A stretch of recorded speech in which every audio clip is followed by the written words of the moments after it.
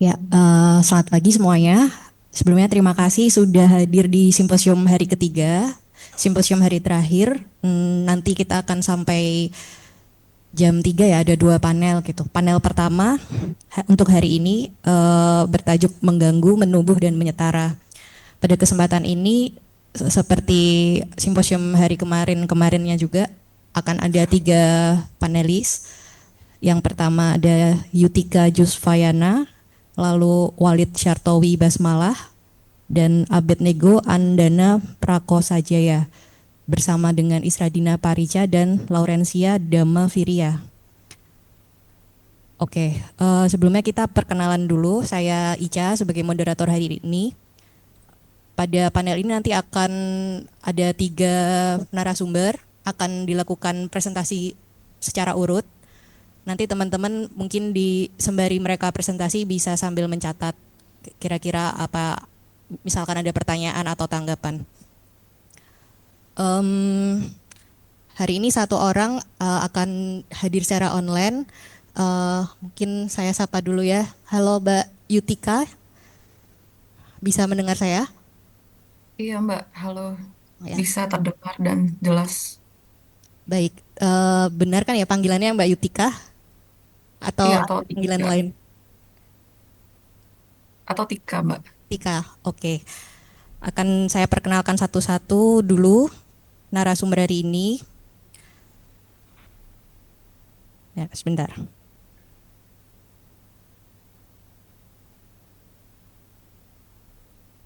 Ya, yang pertama ada Yutika Jusvayana atau biasa dipanggil Tika, adalah seorang peminat kajian humaniora dan dosen yang bekerja di Universitas Gunadarma. Saat ini ia tengah meneliti mengenai topik-topik psikologi budaya. Beberapa publikasinya meliputi yang pertama, peranan kebermaknaan aktivis pada aksi kolektif melalui identitas kelompok sebagai mediator dalam konteks aksi lingkungan. Dan publikasinya yang kedua, Self-Worth of Social Political Activists, Theoretical Framework and Systematic Review, keberhargaan diri aktivis sosial politik, kerangka teoritis dan tinjauan sistematis. Misalkan ada teman-teman yang ingin mengontak Mbak Tika lebih lanjut, bisa berkontak melalui email Yutika Jusvayana. Yang kedua ada Kak Walid Syartowi Basmalah, panggilannya Walid ya Kak ya? Kak, Pak atau Mas ini? Mas ya, oke. Mas Walid.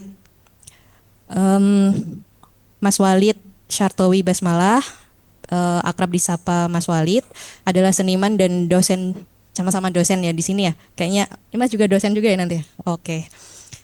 Kita kuliah umum ini. Ya, Mas Walid Syartowi Basmalah ini seniman dan dosen yang bekerja dengan disiplin ilmu seni. Ia menyelesaikan studi di bidang seni grafis, jurusan seni murni, Fakultas Seni Rupa, Institut Kesenian Jakarta. Setelah itu, ia melanjutkan pada program Magister Penciptaan Seni Urban di Sekolah Pasca Sarjana IKJ.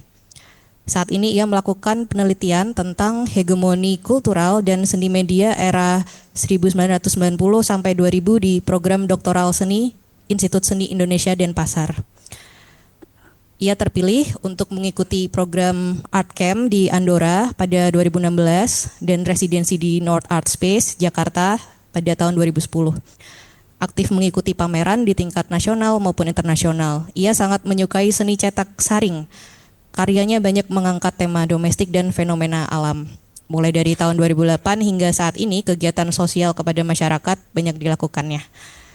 Oh, ada yang lupa ya, mungkin setiap selesai perkenalan boleh tepuk tangan dulu. Ya, biar akrab ya. Selanjutnya di sini ada Kak Abednego Andana Prakosajaya. Oh ya, oke. Di sini Abednego Andana Prakosajaya mewakili kelompok ya berarti ya. Ya. Abed lahir di Malang pada 29 November 99, merupakan dosen program studi sejarah Fakultas Sastra Universitas Sanata Dharma Yogyakarta. Beliau memperoleh gelar Master of Arts dari SOAS University of London pada tahun 2023. Publikasi terbarunya terbit pada tahun 2023 dengan judul Analisis Keruangan dan Ikonografi Arca Ganesha Dusun Klerek, Desa Torongrejo, Kota Batu. Abed memiliki minat kajian dalam bidang arkeologi Hindu-Buddha, terutama proses dinamika knowledge production serta upaya dekolonisasinya di Indonesia dan Asia Tenggara. Nanti teman-teman juga bisa menghubungi di email abednego.ap@usd.ac.id. Lalu Mas Abed ini tergabung dalam kelompok Banyan Art ya. Ya, Banyan Art. Jadi nanti Kak Abed ini akan mempresentasikan tulisan yang ditulis bersama dengan kelompoknya. Ada anggota lainnya yang mungkin satunya hadir di sini ya, Kak Isra Dina atau Kak Laurencia. Oh ya, di situ ada Laurencia Damaviria, lahir di Jogja pada bulan Mei, menempuh studi S1 Arkeologi di UGM. Selama studinya Maya berkecimpung dalam teater fakultas, di mana selama setahun ia bergantian menjadi aktor, manajer panggung hingga pimpinan produksi. Pada 2021, Maya menjalani program pertukaran pelajar di University of Glasgow, Inggris, dan pengalamannya berinteraksi dengan seni pertunjukan dan hidup di Inggris mendorongnya untuk mendalami bidang museologi untuk tugas akhirnya pada tahun 2023. Oke, ini cukup panjang. Saya ringkas nggak apa-apa ya. Sejak lulus, Maya ini selain tergabung dalam boleh disebut kolektif ya, Banyan ini juga bekerja sebagai staf koleksi di Museum Affandi, juga melakukan sejumlah riset dan proyek dan menjadi desainer dan kurator Museum Kusuma sampai saat ini. Nanti kalau mau mengenal lebih dekat bisa hubungi ke laurencia.adv@gmail.com. Ada satu anggota lagi di sini, Isradina Parica, mungkin nggak bisa hadir berhalangan ya. Oh, akan OTW, baik. Disebut Parica atau Sean, lahir di Musirawas, Sumatera Selatan pada 98. Setelah menyelesaikan pendidikan menengah, ia merantau ke Jogja pada 2017 untuk melanjutkan studi arkeologi di UGM, Universitas Gadjah Mada dengan spesialisasi konservasi old photography. Jadi Sean ini juga terlibat dalam berbagai acara seni dan budaya di Jogja, antara lain AMUK 1812 pada tahun 2022, Binel Jogja pada tahun 2022 dan 2023, Festival Kebudayaan Yogyakarta dari tahun lalu hingga tahun ini. Dia juga menjabat sebagai Kepala Dapur Program Kedai Rumah Das pada tahun 2024 dan menjadi asisten konservator lepas di Museum Sonobudoyo. Baik, perkenalan cukup panjang ya. Mungkin langsung saja kita mulai. Untuk sesi pertama ini dimulai oleh Kak Tika. Mungkin sebelum mulai juga boleh memperkenalkan diri juga, misal ada yang kelewat. Boleh sambil share screen juga, silakan Kak Tika. Oke, terima kasih Mbak siapa maaf namanya. Ica. Mbak Ica atas perkenalan dan pembukaannya. Terus juga saya berterima kasih pada teman-teman yang sudah hadir di sini, panitia Kerek juga yang sudah memfasilitasi simposium hari ini. Oke, baik. Oke, hari ini saya akan mempresentasikan penelitian saya mengenai zin. Mungkin teman-teman ada yang nggak tahu zin itu apa gitu. Jadi zin itu seperti majalah gitu ya, seperti majalah yang dia itu bentuknya independen dan juga bentuknya itu skalanya lebih kecil ya dibandingkan majalah gitu seperti itu. Di sini saya akan memaparkan mengenai penelitian saya mengenai analisis zin karya zinester perempuan yang merepresentasikan tema-tema feminisme.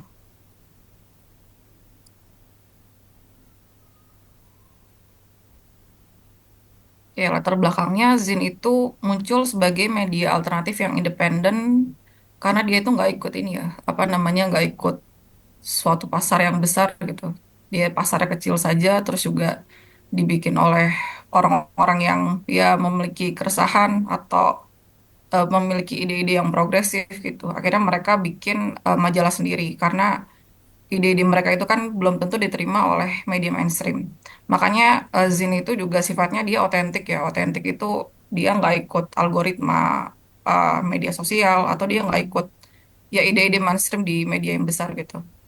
Dia muncul dari budaya underground sebagai ini ya, yaitu ya tadi karena punya keresahan tentang isu sosial atau ingin mengekspresikan perlawanan politik, makanya mereka bikin zine ini gitu. Budaya underground ini apa ya bayangannya mungkin ini ya seperti obrolan yang ada sehari-hari aja gitu apa obrolan di warung kopi apa obrolan di burjo warung makan gitu terus kita ngobrol bareng nah itu obrolan-obrolan seperti itu kan nggak terdeteksi gitu ya di media gitu nah tapi kalau di Zin itu bisa kelihatan gitu ya obrolan-obrolan yang muncul di grassroots itu kayak gimana gitu.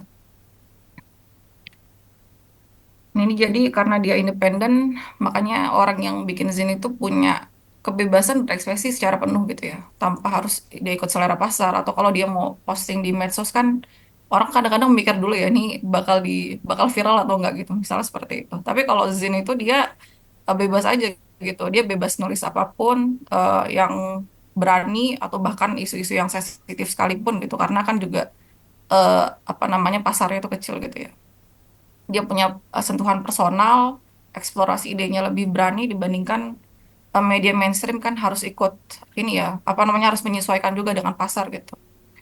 Lalu Zen ini juga banyak kategorinya ya, seperti misalnya Zen politik praktis, maksudnya ya ini ya Zen yang dia itu eh, mengkritik politik-politik praktis. Misalnya dulu ada Zen yang mengkritik baliho yang dipajang banyak gitu ya, jadi polusi visual gitu, atau juga Zin yang mengkritik politik identitas.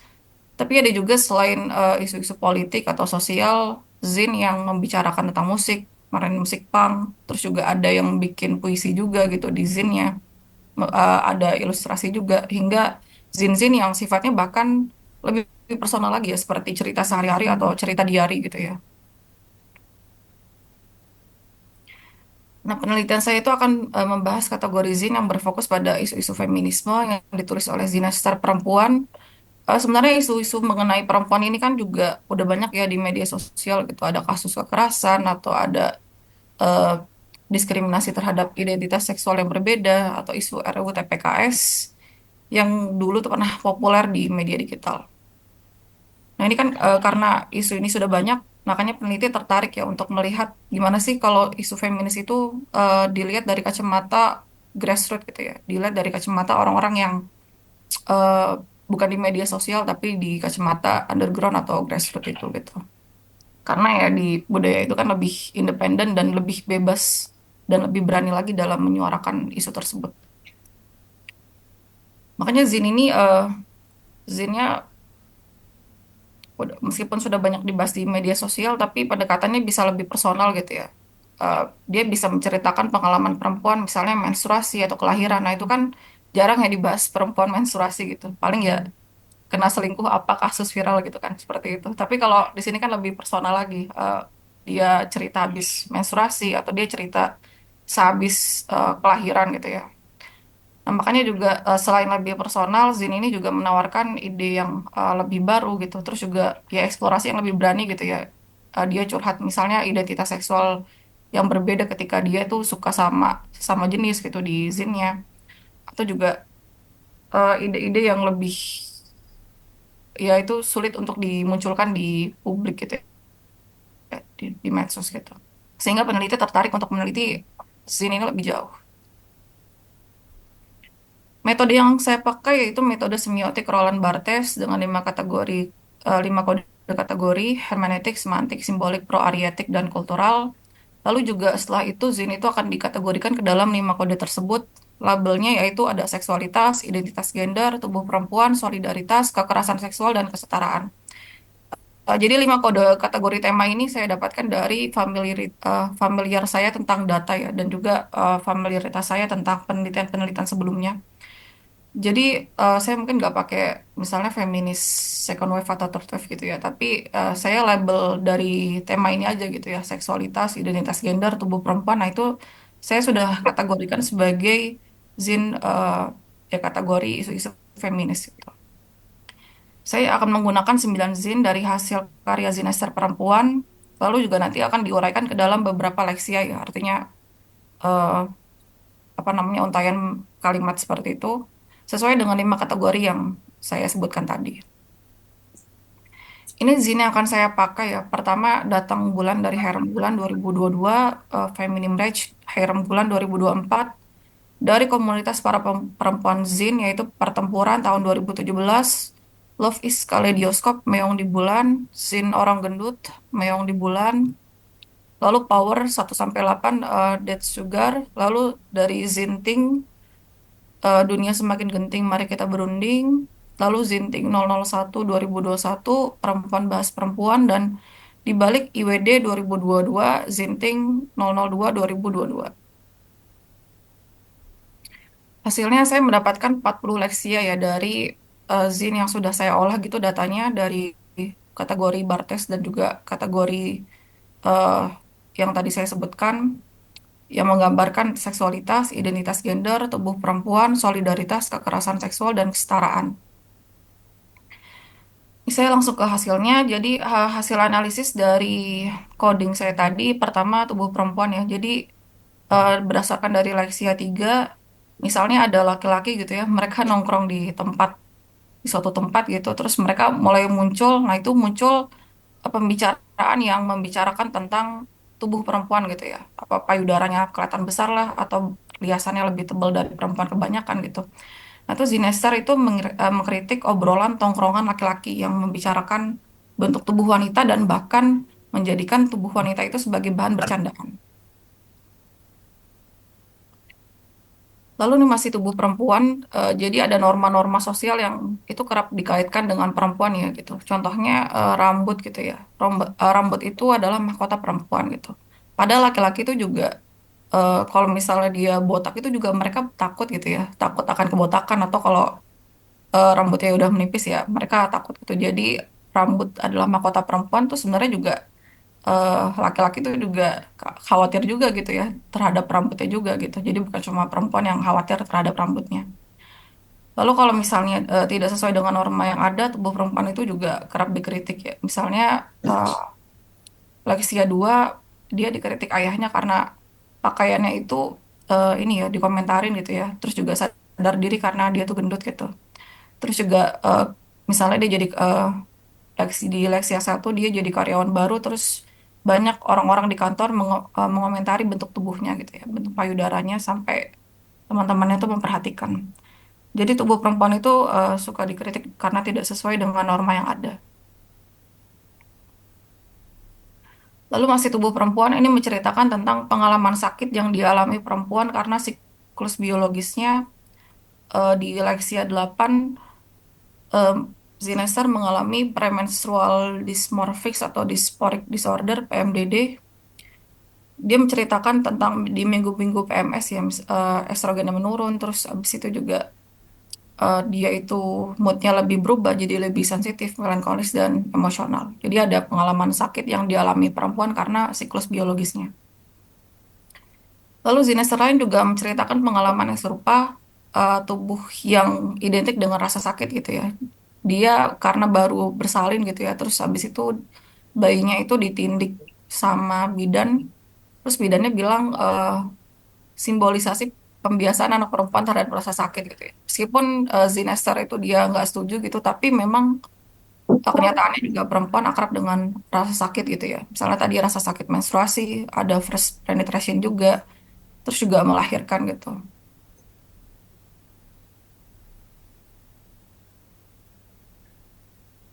Lalu berlanjut pada tema solidaritas ketika ada isu-isu mengenai kebijakan RUU TPKS gitu ya, terus juga eh, Tanah Wadas dulu. Zinester itu juga mereka menunjukkan keberpihakan pada isu tersebut gitu ya, pada isu sosial. Lalu juga mereka mendokumentasikan aksi mereka di momen International Women's Day. Di situ mereka mengkritik pemerintah yang mengambil tanah Wadas dan perempuan Wadas yang tertindas gitu.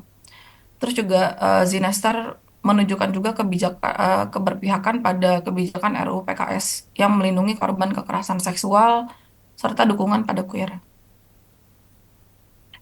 Lalu pada identitas gender, Di sini peneliti menemukan adanya perselisihan antara pengalaman identitas gender itu. Jadi di Lexia 27, dia cerita ya, meskipun dia itu berhasil bicara pada keluarganya yang konservatif tentang seksualitas dan kepercayaannya gitu, karena ada perselisihan, eh, akhirnya dia mengambil langkah untuk melepaskan, memutus relasi keluarga, pertemanan, dan eh, itu ya. Jadi masih ada perselisihan antara Maaf, Kak Tika, masyarakat bagaimana. suaranya mengecil. Oke, jadi masih ada perselisihan antara orang yang mengalami identitas gender yang berbeda dengan norma masyarakat gitu ya.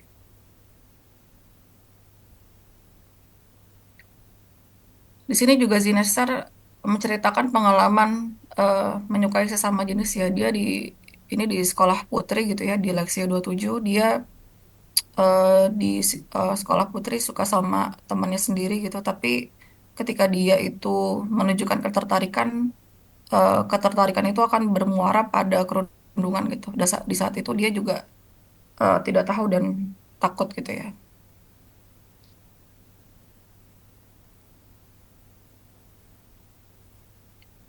Lalu Zinester juga menceritakan kekerasan dapat terjadi di mana saja, misalnya di ruang publik seperti panggung musik atau juga ruang akademik. Ini ceritanya Zinester ini ya menceritakan bahwa bahkan di panggung yang itu tuh banyak orang lihat gitu ya, itu bisa terjadi kekerasan seksual gitu, apa dipegang-pegang gitu ya perempuannya gitu. Terus juga perempuan yang mengalami pelecehan seksual itu juga merasa trauma karena si pelaku ini masih bebas berkeliaran gitu ya dan muncul di media sosial karena dia pelakunya itu adalah public figure gitu.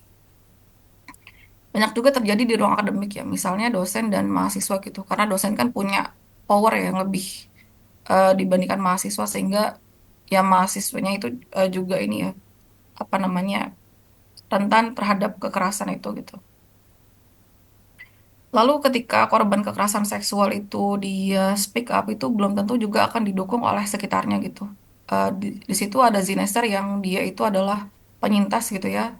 Terus dia lapor ke polisi, polisinya itu juga sulit untuk memproses kasus kekerasan yang dialami si perempuan itu gitu. Pertama karena kasus kekerasan itu eh, karena si perempuan itu belum menikah gitu ya. Dan juga bahkan polisi mempertanyakan gitu, kenapa kalau belum menikah itu dia dapat kekerasan sama pacarnya gitu. Kenapa eh, tinggal bareng seperti itu.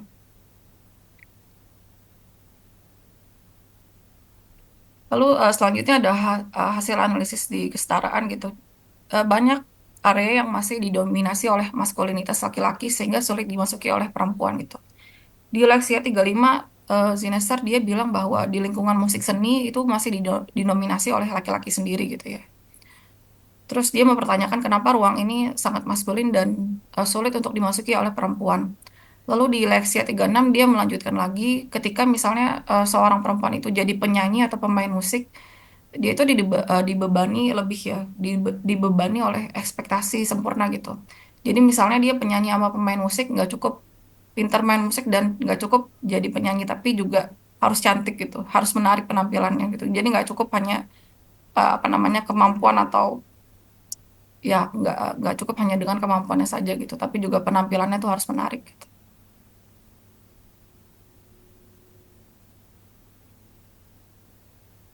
Ini sebenarnya juga ini kan obrolan, mungkin teman-teman juga pernah ngobrol ini ya di ruang-ruang apa di apa namanya di tempat lagi nongkrong gitu ya atau juga di obrolan warung kopi juga mungkin pernah ngobrol ini gitu ya. Lalu juga perempuan itu tidak bisa berlaku sebebas laki-laki gitu ya. Misalnya nggak boleh keluar larut malam atau juga nggak boleh tertawa sekeras laki-laki. Kalau duduk nggak boleh terbuka gitu ya. Terus tidak boleh memiliki pengalaman seks yang wajar di Lexia 38. Masih ada juga di Lexia 37 perempuan yang merasa didomestifikasi sehingga masih ada tantangan ketika dia ingin bekerja atau tampil di ruang publik. Salah satunya tadi ya, dia mesti berpenampilan menarik gitu. Ya, jadi kesimpulannya penelitian ini memetakan isu feminisme yang berkembang di kalangan Zinester tadi ya seperti pengalaman tubuh perempuan, apakah itu ada obrolan yang merendahkan atau menyudutkan perempuan gitu ya, terus juga solidaritas isu sosial ketika banyak Zinester perempuan menyuarakan tentang keberpihakan kebijakan tertentu seperti RUU TPKS tadi. Lalu ada identitas gender di mana orang dengan pengalaman identitas gender yang berbeda itu dia lebih bisa ini ya apa namanya bercerita dalam Zin gitu ya. Bercerita mengenai pengalamannya menyukai sesama jenis, tapi juga ada perundungan juga ketika identitas itu diketahui gitu. Jadi mungkin butuh ruang aman untuk bercerita. Ada seksualitas dan juga ada kekerasan seksual yang itu bisa terjadi di mana saja gitu ya, bisa di ruang akademik tadi ya, misalnya karena ada power yang lebih tinggi gitu dari pelaku dibandingkan si si penyintasnya, dan juga ada ruang-ruang yang sulit dimasuki oleh perempuan di kesetaraan gitu ya. Jadi tulisan Zinasar ini juga memperkaya pembahasan mengenai isu-isu feminisme yang dibicarakan saat ini dan juga ya sedang marak dibicarakan, dan Zinasar ini juga pendekatannya itu lebih personal gitu ya. Jadi apa yang tidak terlihat di luar atau terlihat di media mainstream, media sosial itu terlihat di Zin gitu. Zin juga membuka ruang untuk membicarakan isu-isu sensitif sekaligus personal juga yang sehari-hari dialami oleh perempuan. Ya Zin itu memang ini ya apa namanya banyak bisa membicarakan isu yang sensitif atau yang ide yang progresif itu.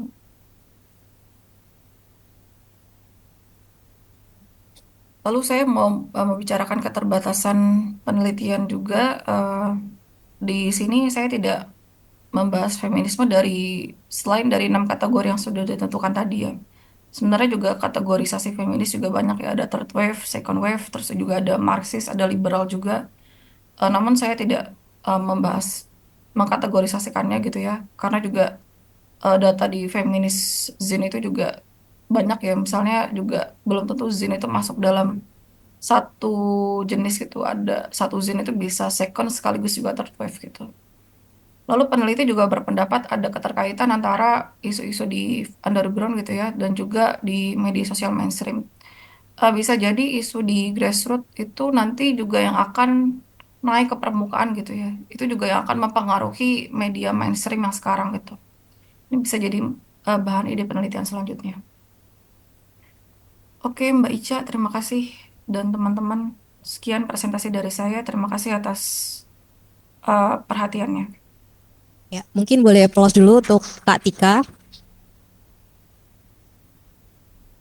Ya, kalau boleh saya menyalin ulang apa yang sudah dipresentasikan oleh Kak Tika. Jadi secara garis besar Kak Tika ini meneliti tentang zin, yang mungkin nanti untuk bahan diskusi bisa kita bicarakan lebih jauh gitu gimana distribusinya gitu karena tetap berkaitan dengan seni cetak grafis.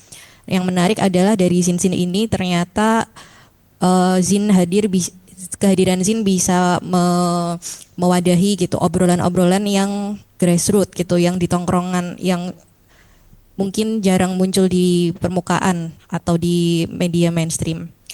Ya, itu tadi sekilas ringkasan dari penelitian Kak Tika. Selanjutnya kita lanjut ke risetnya Mas Walid. Ya, di sini Mas Walid akan mempresentasikan tentang risetnya terhadap karya dari seniman perempuan juga ya Kak ya. Ya mungkin bisa langsung bisa share screen dan silahkan waktunya 15 menit. Oh ya udah. Oke. Cek. Ya, terima kasih semuanya untuk pagi hari ini. Eh, Perkenalkan, nama saya Walid Syarwi Basmala, dipanggil Walid.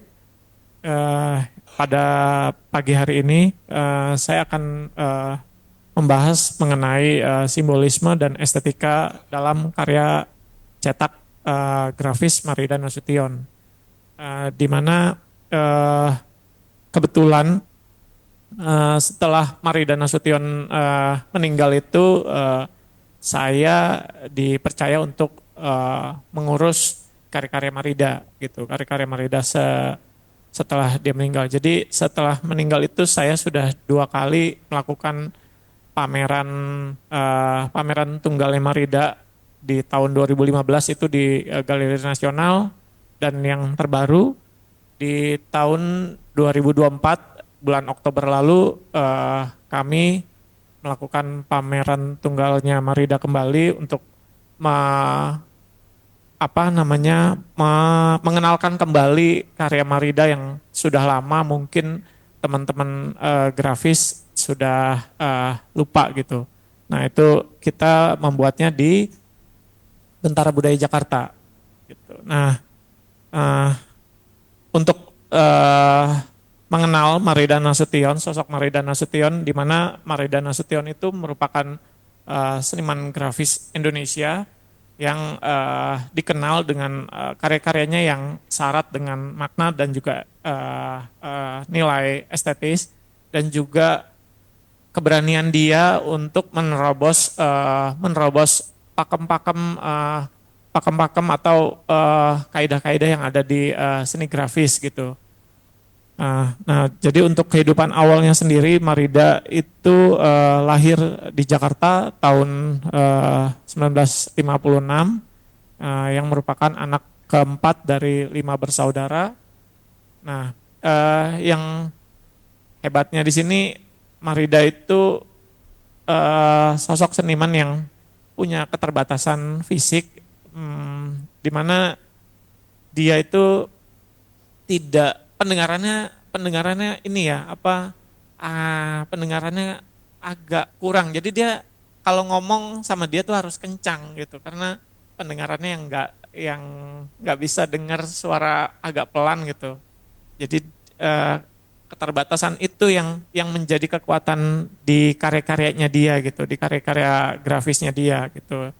Nah, Marida juga saya melihatnya dari kacamata saya ya, selama saya mengenal Marida, sosok Marida sebagai senior saya gitu di IKJ, ya dia memang sosok yang bisa dibilang kritis gitu, kritis, dan selalu memikirkan hal-hal yang menurut saya penting buat perkembangan dunia seni grafis gitu. Bagaimana secara teknis dia membicarakan uh, ini harusnya seperti ini. Kalau misalkan bekerja grafis tuh uh, ininya cara kerjanya seperti ini yang baik biar kamu bisa waktu saya jadi mahasiswa ya. Gitu. Jadi Marida ini selalu mengingatkan adik-adik kelasnya gitu kalau misalkan lagi bikin karya gitu. Nah, dalam proses berkarya Marida sendiri, dia selalu melakukan observasi dengan menggunakan kamera fotografi gitu, dengan teknis fotografi, dengan cara dia selalu mengambil objek-objeknya langsung melalui kameranya dia sendiri gitu. Jadi kemanapun dia pergi, dia selalu membawa kamera gitu untuk mencari objek yang bakal dia jadikan sebagai objek karyanya gitu. Nah, prosesnya sendiri setelah dia melakukan, nah yang menariknya karena dia nggak terlalu paham dengan teknologi yang sifatnya komputerisasi, jadi setelah proses dia uh, mengambil objek dengan kameranya, ya dia pergi ke percetakan untuk membuat klise, lalu sama dia langsung dipindahkan menjadi ortofilm gitu. Jadi di masa itu masih cara kerjanya Marida tuh masih menggunakan ortofilm gitu. Saya melihat dokumentasi dia membuat ortofilm, cetakan-cetakan yang memang dia fotokopi atau dia print gitu, dan juga dia proses pengerjaannya itu tanpa dibantu itu yang menurut saya dengan keterbatasan dia, tapi dia mau mengerjakan sesuatu yang memang dia cintai gitu dengan tangan dia sendiri itu. Terus di sini juga prestasi dan pengakuan yang sudah dia dapat selama dia berkarir di dunia seni rupa, khususnya seni grafis. Dia telah mendapat medali khusus di ajang pameran Pan Pacific Art di Korea, Seoul. Kemudian juga mendapatkan penghargaan bergengsi di acara Mediterranean Biennale of Graphic Art di Athena, Yunani, dan pengakuan secara internasional eh, di ajang Biennale of Graphic Art di eh, Ljubljana, Yugoslavia atau Slovenia. Gitu. Nah, di sini eksplorasi seni grafis yang dilakukan oleh Marida yaitu merupakan teknik dari cetak saring. Ada beberapa yang memang dia lakukan di karya-karyanya.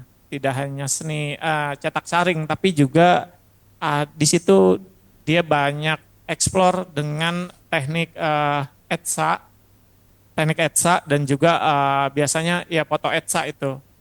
Nah, ini teknik cetak saring itu dia banyak yang paling banyak dia gambarkan di karya-karya cetak saringnya yaitu menampilkan kehidupan masyarakat marginal. Yaitu karena metode yang dia gunakan adalah metode fotografi. Dia memotret masyarakat pinggiran di kota Jakarta. Nah, dan akhirnya dia pindahkan sebagai objek karyanya dia gitu. Dan juga di sini ada teknik cetak dalam atau etsa yang dikenal, banyak juga dia ngangkat isu-isu tentang keperempuanan gitu, figur perempuan. Objek yang paling sering dia pakai yaitu karena dia dekat dengan kelompok teater koma yang dirintis oleh Mbak Riantiarno. Nah, dia suka saling bantu lah gitu. Nah, nanti Marida minta tolong sama Mbak Riantiarno untuk jadi modelnya gitu. Kadang-kadang Mbak Riantiarno, tolong dong bantuin saya bikin poster pertunjukan teater gitu dengan cara di sablon gitu atau di screen printing gitu. Nah, yang menarik di sini di tahun-tahun 90-an itu Marida sudah berani keluar dari kebiasaan seniman-seniman grafis di mana biasanya seniman grafis selalu mencetaknya di atas kertas, tapi Marida sudah berani keluar dari zona nyamannya dia gitu ya dengan mencetak karya screen printingnya di atas plexiglass gitu atau mungkin yang dikenal dengan mika akrilik gitu. Dengan hasil ekspresi akhirnya berupa karya instalasi gitu.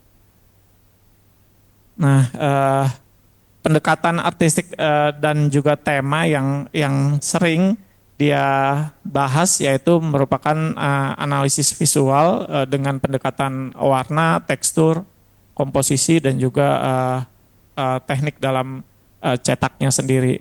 Kemudian untuk konteks sosial dan budayanya di sini saya mencoba untuk melihat di mana Marida sering memunculkan kehidupan masyarakat marginal di Jakarta dan juga secara pendekatan historis Marida bisa dibilang dia merupakan seniman yang bisa dibilang bisa dibilang merupakan seniman yang bisa menjadi contoh di mana grafis itu tidak hanya dicetak dalam medium kertas gitu, tapi juga bisa dicetak di beberapa medium gitu. Nah,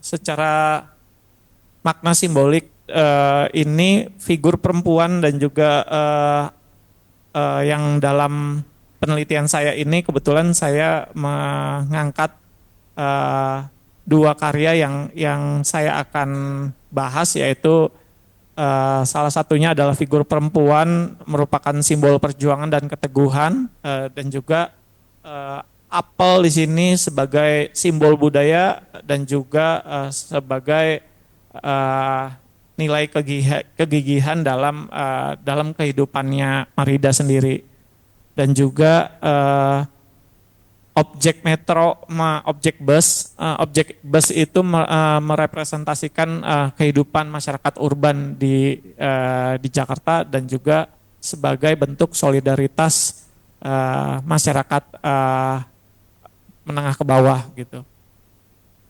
Nah, ini analisis yang saya lakukan untuk karya Marida yang ada di depan ini. Jadi karyanya ini secara denotatif itu maknanya merupakan bisa kita lihat sendiri, itu ada figur perempuan yang secara disusun secara repetitif gitu, secara berjajar gitu. Figurnya juga dengan pose nude gitu. Nah, di sini di bagian bawahnya itu ada juga apel yang disusun berjajar gitu. Nah, secara nilai simbolis itu relasi perempuan dan perempuan, tubuh dan alam itu merupakan satu kesatuan dalam identitas baik dalam budaya ataupun secara personal gitu, secara personal. Kemudian untuk makna konotasi yang saya coba lihat, yaitu secara eksplorasi identitas perempuan, di mana perempuan itu memiliki sifat yang rentan gitu, karena seringkali mungkin seperti tadi sebelumnya sudah pernah disampaikan sama panelis yang sebelumnya, figur perempuan sering dijadikan bahan untuk diperolok-olok apa segala macam gitu, sebagai objek atau yang sering sifatnya ditindas gitu. Tapi di sini Marida mencoba melihat dari sisi yang lain gitu, bahwa perempuan juga punya sikap di mana perempuan juga memiliki keteguhan atau kekuatan gitu sendiri dengan caranya dia sendiri-sendiri gitu. Nah, untuk uh, untuk nilai simbolis dari dari pendekatan konotatifnya itu, apel itu memiliki sifat yang secara religi itu berdekatan dengan simbol dosa, ataupun kalau perempuan itu ada nilai-nilai kesuburan, godaan, hubungan, dan perempuan dalam konteks yang berdekatan dengan kehidupan manusia dari awal sampai saat ini ya. Nah, ini untuk analisis karya dengan judul Terminal ini. Nah, untuk objek metrobusnya atau minibusnya itu dia menggambarkan mengenai kehidupan kota yang padat dan juga penuh aktivitas, di mana bisa kita lihat dengan contoh, kalau kita melihat kepadatan di lalu lintas kota, berarti kehidupan kotanya tuh hidup gitu. Berarti aktivitas kotanya itu bisa dibilang aktif dan bergerak gitu. Nah, kemudian juga gedung-gedung tinggi itu menyimbolkan bahwa di situ sudah muncul ada modernitas, dan secara gamblang itu merupakan pertumbuhan kota yang memang ditanamkan gitu. Nah, untuk figur perempuannya sendiri merupakan pencarian ruang pribadi di tengah keramaian kota yang memang memiliki kesibukannya masing-masing. Nah, secara kesimpulan bahwa Marida Nasution itu merupakan seniman grafis yang mahir menggunakan teknik-teknik cetak saring dan juga etsa atau cetak dalam, dan juga dia berani keluar dari zona nyamannya dengan beberapa kali melakukan pameran tunggal dalam konteks instalasi itu, seni grafis dengan pendekatan instalasi. Nah, sekian dari saya, mungkin terima kasih. Kalaupun nanti ada pertanyaan, boleh kita diskusi. Terima kasih Mas Walid. Eh, Secara ringkas, Mas Walid ini ya, terlepas dengan karena Mas Walid juniornya Ibu Marida Nasution, Mas Walid juga bisa apa ya, berjarak, menjaga jarak dan melihat karyanya dan menyimpulkan bahwa Mbak Marida ini contoh seniman yang eksploratif gitu. Dia menyukai seni cetak grafis dan berani untuk mengeksplorasi materialitasnya. Ya, mungkin kalau ada pertanyaan teman-teman bisa disimpan dulu. Nanti ada sesi tanya yang kayaknya lumayan bisa banyak menampung pertanyaan-pertanyaan. Kita lanjut ke Mas Abed. Ya. Mas Abed di sini akan mempresentasikan risetnya bersama kelompoknya yaitu Banyan Art and Heritage. Ini juga membicarakan tentang isu feminisme ya, dari koran dan kurang lebihnya. Oke, mungkin boleh langsung. Silakan 15 menit. Selamat siang semuanya. Perkenalkan, saya Abed, di sini mewakili program studi sejarah Universitas Sanata Dharma. Saya di sini mewakili rekan-rekan saya dari Lelaku Studio dan Virya dari Banyan Art Heritage. Kita akan pagi ini, saya akan mempresentasikan hasil riset singkat kita tentang penggambaran wanita dalam majalah Jawa Baru. Sebuah majalah yang saya rasa kalau kita menekuni sejarah bukan merupakan satu hal yang asing lagi, terutama dengan kajian-kajian riset yang sudah sedemikian ekstensifnya terkait dengan majalah ini. Ya, berikutnya. Ya, pertama sebelum kita memulai melihat penggambaran wanita di dalam majalah ini ya, penggambaran perempuan di dalam majalah ini, perlu kita pahami dulu konteksnya, perlu kita pahami dulu periodenya dan bagaimana dinamika yang terjadi di Hindia Belanda pada saat itu kurang lebih. Yang pertama itu terkait dengan pendudukan Jepang yang membawa perubahan besar dan termasuk radikal terkait bagaimana respons mereka terhadap perempuan ini digambarkan, visualisasi, representasi, dan nilai-nilai berikutnya yang melekat di dalamnya. Dan kita harus memahami bahwa majalah Jawa Baru ini merupakan salah satu media alat propaganda Jepang.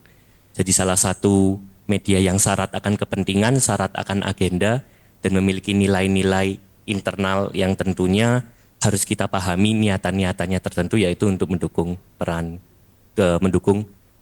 Asia Timur Raya pada saat itu. Dan di sini kita juga harus melihat suatu konsep keibuan, suatu konsep simplifikasi, penyederhanaan, adaptasi, penyesuaian, bagaimana cara menarik atau mendukung upaya-upaya propaganda itu sendiri dengan konsep-konsep atau pemikiran yang sudah mengakar kuat di Indonesia. Jadi ada upaya adaptasinya di situ. Jadi kita melihat ada suatu konsep Ibu Nippon, sebuah redlining, sebuah benang merah semu, tak kasat mata, bukan semu, yang menggambarkan perempuan ini sebagai sosok ideal namun lebih untuk kepentingan Jepang. Jadi sosok perempuan itu digambarkan secara ideal untuk menarik perhatian, untuk menarik partisipasi masyarakat seluas-luasnya terhadap upaya peperangan itu sendiri. Berikutnya. Ya, itu sebabnya kami mengajukan 2 rumusan masalah yang akan kita jawab dalam riset ini. Yang itu bagaimana ilustrasi seni cetak grafis dalam masalah Jawa Baru itu menggambarkan perempuan.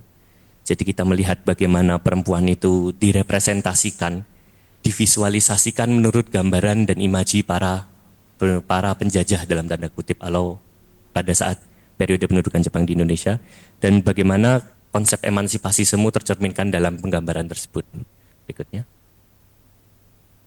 Kita akan membagi ini menjadi 3 babak atau 3 subbab besar. Yang pertama itu terkait dengan konsep-konsep yang akan kita gunakan dalam penelitian ini, yaitu konsep Ibu Nippon itu bagaimana, dan emansipasi semu yang menjadi keyword kita, yang menjadi kacamata kita dalam melihat permasalahan ini itu bagaimana kurang lebih. Lalu kita akan melihat objeknya sendiri, materinya sendiri, yang akan kita bagi menjadi 2. Penggambaran dalam konteks ideologis dan penggambaran dalam konteks ekonomi. Bahasa sederhananya penggambaran dalam konteks ideologis ini adalah propaganda langsung. Jadi propaganda yang ditunjukkan sebagai ilustrasi visual dari artikel, ilustrasi visual dari alat-alat yang menyebarkan berita terkait dengan kegemilangan dalam tanda kutip progres peperangan dan penjajahan Jepang di Indonesia. Lalu penggambaran dalam konteks ekonomis ini sederhananya iklan, di mana propaganda yang dibuat itu tidak secara langsung untuk menarik minat masyarakat, tetapi melalui produk-produk tertentu, di mana produk itu kemudian digunakan untuk menyokong perang Asia Timur Raya. Jadi iklan-iklan itu merupakan representasi perpanjangan dari bagaimana periode itu, bagaimana pemerintah pada saat itu, bagaimana situasi periode Zeitgeist pada saat itu melihat kurang lebih perempuan di periode itu yang tercerminkan dalam majalah Jawa Baru. Berikutnya. Ya, ini yang saya sebutkan tadi terkait dengan Ibu Nippon. Kita mengambil Ibu Nippon ini merupakan sebuah istilah dari sebuah artikel yang diterbitkan oleh Hojo Masaki.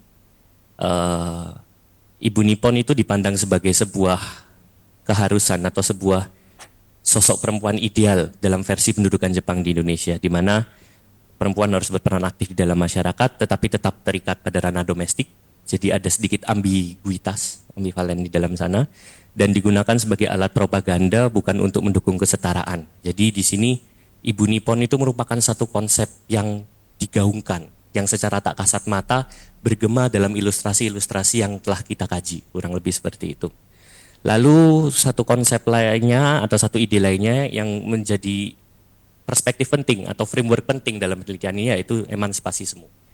Sebuah kata yang berkali-kali kita diskusikan dalam sesama penulis, merupakan satu kata yang relatif lemah, banyak kritiknya, tetapi dapat menjadi efisien bila digunakan dalam konteks yang tepat. Di sini dalam artian emansipasi semu itu bahwa perempuan itu tampak diberi peran penting, tanpa ada satu era baru dalam sejarah bagaimana perempuan diposisikan di Indonesia, tetapi sebenarnya hal itu hanya bersifat simbolis. Dengan kata lain, tidak ada perubahan struktural yang ada pada saat periode itu. Nah, emansipasi semu sendiri kita akan membedakannya atau melihat ini sebagai 2 perspektif. Yang pertama yaitu terkait dengan fenomena. Dengan kata lain, secara fenomena berarti emansipasi semu itu adalah emansipasi yang ditunjukkan oleh pemerintah pendudukan Jepang. Jadi pemerintah pendudukan Jepang pun tidak sadar bahwa emansipasi yang mereka milih ini dalam tanda kutip semu. Mereka hanya menunjukkannya sebagai sebuah produk emansipasi, dan dalam tanda kutip itu yang mereka anggap secara ideal. Itu kita lihat sebagai fenomena, lalu sebagai konsep. Sebagai konsep di sini dalam artian emansipasi semu, kita menggunakan beberapa istilah yang diulangi dalam riset ini terkait dengan domestisitas, marginalisasi dan lain sebagainya. Itu merupakan konsep emansipasi semu dalam artian emansipasi yang kita pahami sebagaimana kita ketahui sekarang. Jadi di sini semu dipandang dalam kacamata, dalam perspektif bagaimana hal tersebut itu bisa kita lihat dari pandangan kita sekarang. Sementara kalau fenomena, bagaimana itu dipahami oleh masyarakat pendukungnya sendiri. Berikutnya. Ya, kita mulai dari contoh pertama, penggambaran konteks ideologis, yaitu terkait dengan karikatur. Yang di sebelah kiri kita lihat ini kita ada karikatur tentang perempuan yang belajar untuk perang. Lalu ada ilustrasi kedua itu terkait dengan tatapan yang dalam tanda kutip kurang seonoh dan lain sebagainya. Dan yang ketiga ini juga bagaimana itu akhirnya mendapatkan ganjarannya sendiri, kurang lebih seperti itu. Di sini perempuan digambarkan sebagai pelengkap tugas laki-laki, iya, jadi ada peran suportif di belakangnya. Dan ada dalam tanda kutip multitafsir yang sangat tinggi atau ambiguitas yang sangat tinggi yang terlihat dalam ilustrasi ini, yaitu didukung untuk berperan patriotis tetapi tetap direduksi sebagai objek. Dengan kata lain, dalam upaya menjalankan perang pun dalam tanda kutip tidak becus. Bisa dilihat dari kesalahan yang dilakukan seperti itu kan. Tetapi dalam artian mereka masih harus tetap berada di dalam fungsinya mereka. Jadi kita bisa membaca sebuah upaya untuk memobilisasi perempuan pada saat itu. Lalu berikutnya itu terkait dengan ilustrasi. Ilustrasi ini terkait dengan cerita Menjelang Hari Gemilang, sebuah cerpen yang diilustrasikan yang ada di sebelah kanan itu bisa dilihat bahwa ceritanya ini perempuan digambarkan sebagai sosok yang ragu-ragu. Penggambaran settingnya adalah ketika periode akhir penjajahan Belanda atau periode akhir pendudukan Belanda, di mana perempuan selalu dipandang sebagai sosok yang pesimistis terhadap dalam tanda kutip zaman baru yang akan dibawa Jepang, selalu dimandang sebagai sosok yang dalam tanda kutip secara kasar sekali atau secara interpretasi yang cukup jauh, yaitu menghalangi bagaimana perubahan itu harus dijalankan. Walaupun sekali lagi perempuan merupakan sosok yang pelan-pelan harus dirayu atau pelan-pelan harus berubah dalam tanda kutip. Berikutnya adalah terkait dengan artikel yang dijalankan di majalah Jawa Baru. Di sini judul artikel yang bersangkutan adalah pengaruh zaman. Ini merupakan propaganda program-program Fujinkai, di mana kalau kita bisa lihat itu merupakan cerita yang berurutan tentang seorang ibu yang namanya Nyonya Sastra Mewah sebelumnya. Jadi Nyonya Sastra Mewah ini Nyonya Sastra Mewah itu merupakan salah satu orang yang dalam tanda kutip representasi dari sistem lama, representasi dari bagaimana perempuan itu dipahami dalam pandangan Belanda yang kapitalis. Kalau kita lihat nomor 1 dan nomor 2 ini, nomor 1 menunjukkan bagaimana gaya hidupnya yang sangat konsumtif, nomor 2 itu menunjukkan bagaimana dia kemudian berubah, lalu dalam perubahan itu dikomentar oleh suaminya yang terlihat membuat gestur seperti itu. Lalu yang ketiga 4, 5, 6, 7, 8, 9 itu terkait dengan tindakan-tindakan baru atau bagaimana perempuan baru itu didefinisikan atau diharapkan untuk bertindak pada masa periode penjajahan Jepang dalam tanda kutip. Di sini beberapa hal yang kontroversial itu adalah deskripsi dari nomor 6 yang dilihat bahwa perempuan ada di belakangnya tentara-tentara. Di sini disebutkan perempuan harus mendukung kesehatan dan kesehatan kebahagiaan atau kesehatan fisik dari serdadu-serdadu atau pihak-pihak militer, pria-pria yang berjuang di garis depan peperangan dalam tanda kutip. Ini bisa kita lihat kalau interpretasi secara sangat jauh overshadowing praktek-praktek menyimpang lainnya terkait dengan feminisme seperti praktek-praktek prostitusi dan lain sebagainya yang semakin mendukung pandangan emansipasi semua itu. Berikutnya kita melihat plakat Kumpulkanlah Biji Jarak ini. Dilihat sekali lagi bahwa perempuan masih dalam ranah domestik dan digunakan untuk mendukung dalam tanda konteks upaya-upaya peperangan Jepang dari belakang. Bisa kita lihat ada perempuan yang menjaga anaknya dan lain sebagainya, dan pihak militer Jepang yang direpresentasikan lewat pesawat-pesawat terbang yang notabene merupakan hasil dari kerja keras dari perempuan-perempuan yang ada di garis belakang tersebut. Lalu berikutnya kita lihat bagaimana kemudian Jepang menggambarkan musuh, di mana Jepang memanfaatkan wanita juga untuk menggambarkan Amerika. Ada alienasi di dalamnya, ada hal yang sangat berbeda jauh atau ada hal yang sangat kontradiksi. Di sini kita lihat perempuan Amerika itu digambarkan sebagai simbol kelemahan dan ketidaksopanan, lalu bertentangan dengan citra ibu Nippon yang ideal dan bermartabat. Dan di sini representasi yang ada di ilustrasi ini merupakan ilustrasi dari artikel berjudul Amerika yang Meronta. Jadi ini adalah tadi propaganda langsung secara ideologis.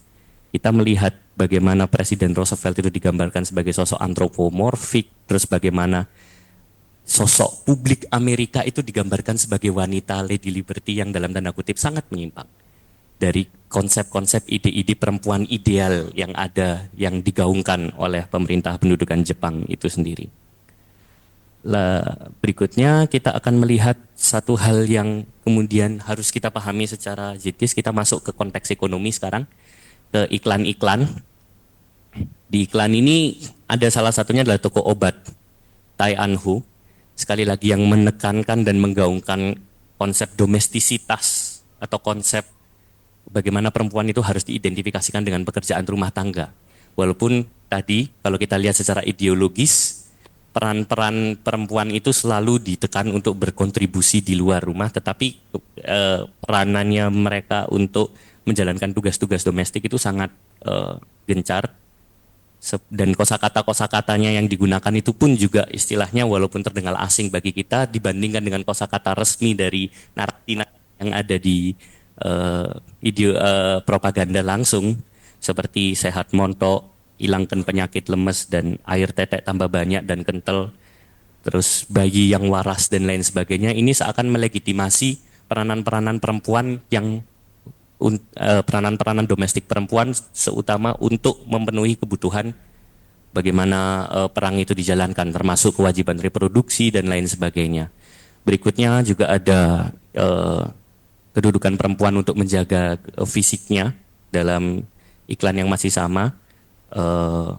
Itu beberapa istilah yang digunakan, ada awet muda, lalu bagaimana tidak dapat anak itu adalah satu hal yang harus dihindari, datang bulan tidak cocok, dan yang penting adalah bisa berbunding. Jadi masih upaya-upaya untuk mendukung peranan perempuan dalam ranah-ranah yang sangat domestik itu.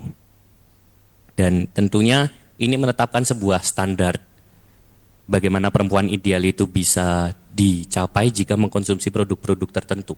Jadi masih ada obsesi yang sangat kuat terkait dengan eksotifikasi perempuan, tetapi terutama dalam ranah domestik. Jadi emansipasi yang ditunjukkan itu hanya untuk dalam tanda kutip memperkuat bagaimana perempuan digerakkan untuk kepentingan perang itu sendiri. Berikutnya kita ada iklan dari perusahaan dagang Mutalib.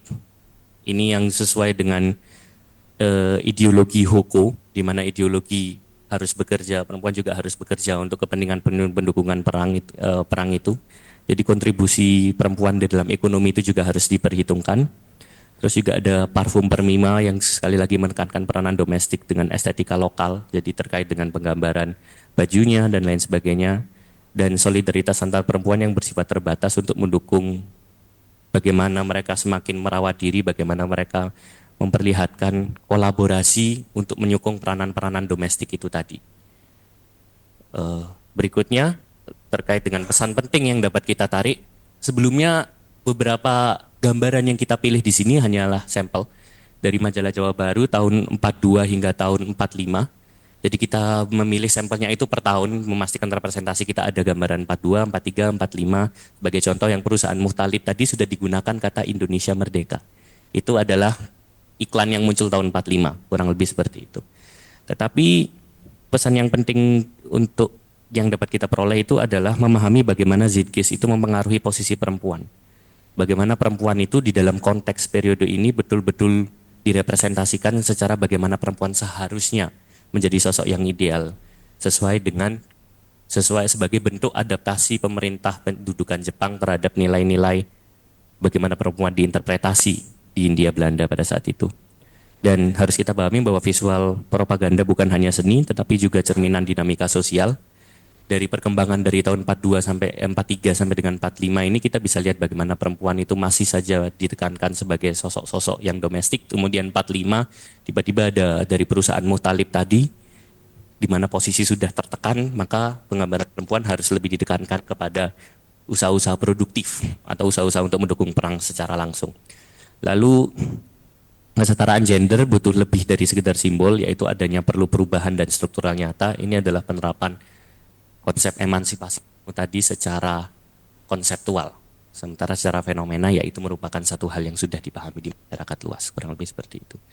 Lalu untuk kesimpulan, di kesimpulan ini perempuan Jawa Baru digambarkan secara ideal sebagai agenda propaganda. Jadi perempuan ini digambarkan sebagai salah satu sosok integral dari mobilisasi kekuatan Jepang untuk menghadapi hal-hal yang akan datang.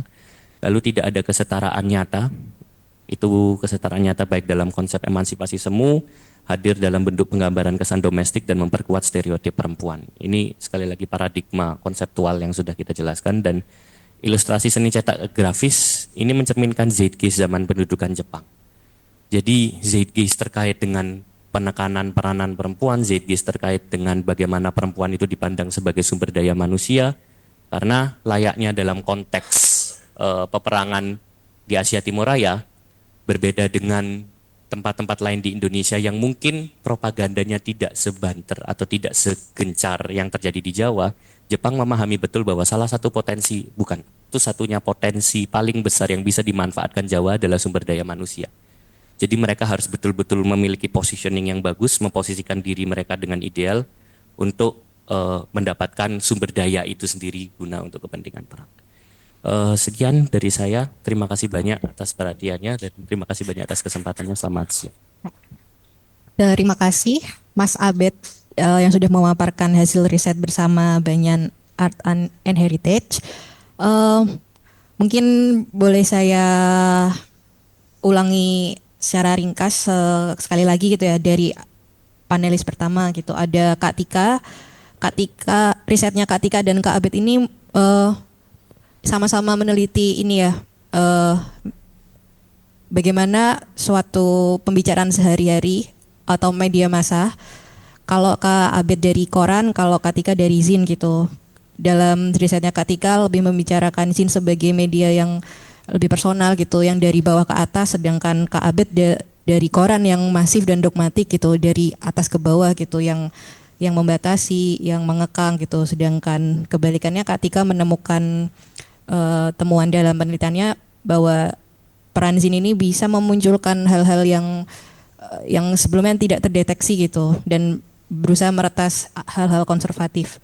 Lalu kalau penelitiannya Kak Walid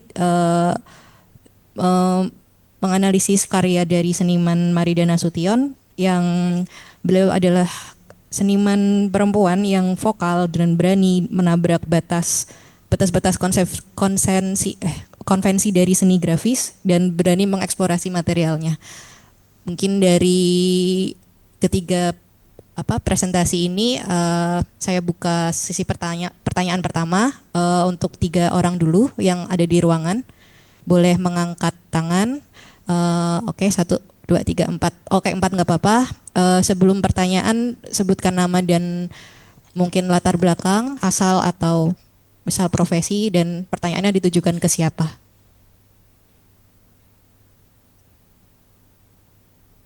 Baik, terima kasih.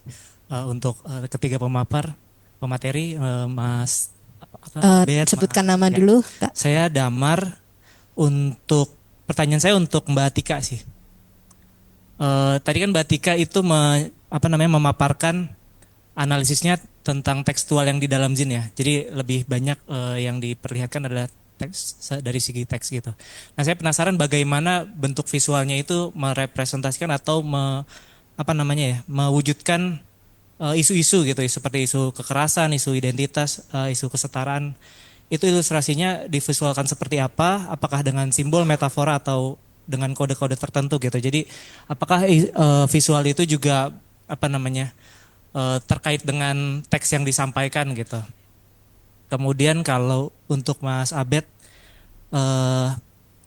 pertanyaannya apakah perempuan dilibatkan dalam merepresentasikan dirinya dalam visual di majalah gitu?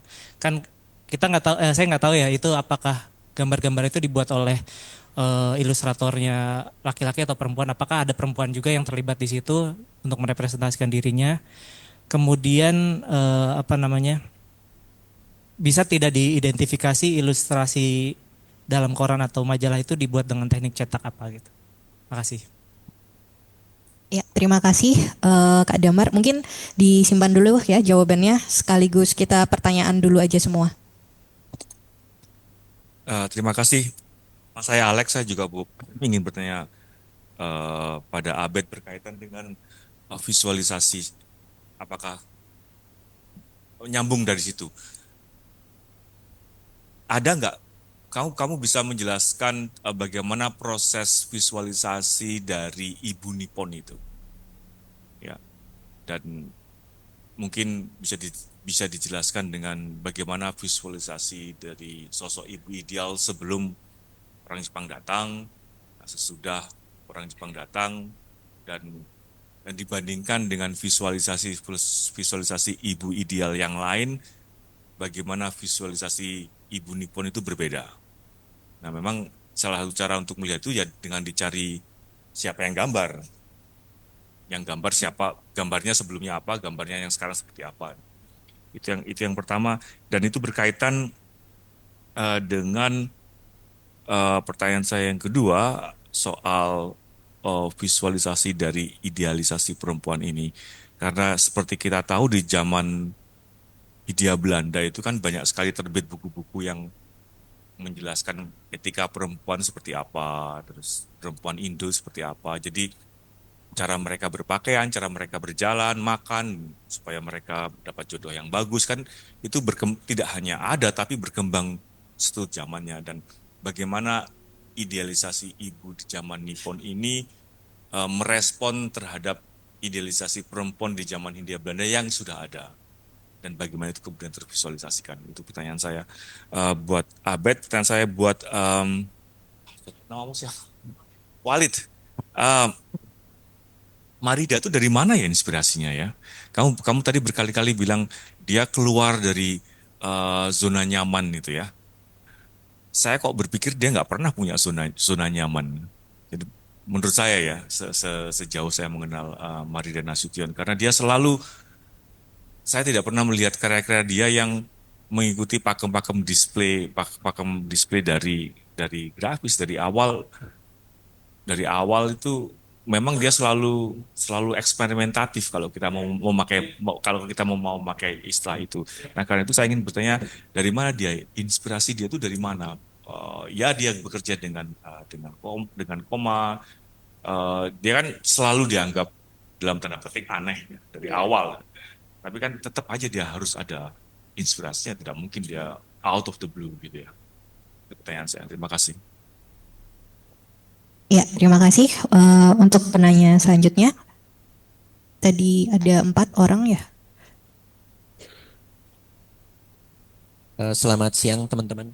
Saya Dias. Mungkin bisa berdiri aja. Oh iya, selamat siang teman-teman. Saya Dias saya penerbit sekarang. Pertanyaan saya ke Abed.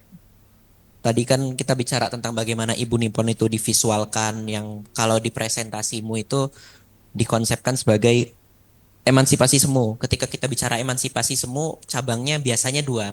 Satu itu domestifikasi, satunya lagi ini sebenarnya kadang-kadang jarang terlihat, itu justru dicitrakan ultra maskulin, seolah-olah perempuan itu kalau mau emancipate, mau berdaya, dia harus sangat laki-laki, dia harus lebih dari laki-laki. Black Panther misalnya.